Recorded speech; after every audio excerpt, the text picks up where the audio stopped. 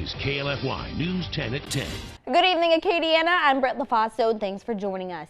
President Biden prepares to address police reform during his State of the Union address this week. One of the guests of honor will be the mother of Ronald Greene, who died while in the custody of Louisiana State Police. She's made it her life's mission to help end police brutality. News 10's Zane Hogue joins me in the studio to find out how important this is for Mona Hardin.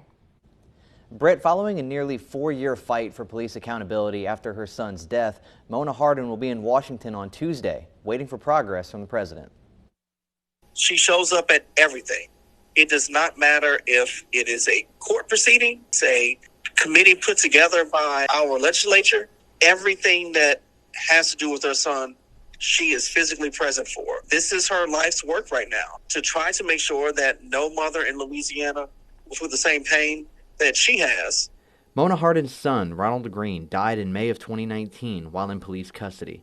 Body camera footage from the police officers involved shows the officers beating Greene as he was face down and handcuffed. Mona Hardin would spend years seeking justice for her son's death until the 5 officers involved were charged with negligent homicide in December.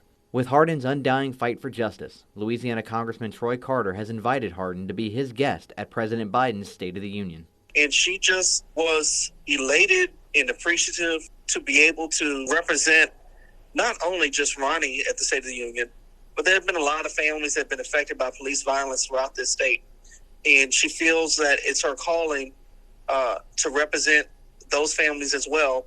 Haley says the hopes for Tuesday's speech is that the president recognizes how serious the problem of police violence has become across the country, and progress should be made before the issue grows any further. This is just a microcosm of problems that we're having throughout this country, and that if we had better laws on the books that would protect citizens from this type, maybe that would act as something to deter some of these bad apples. Our goals are not to have another 50 Mona Hardins or 50 Tyree Nichols family members or 50 George Floyd family members. The idea is the fact that at some point this has to come to an end.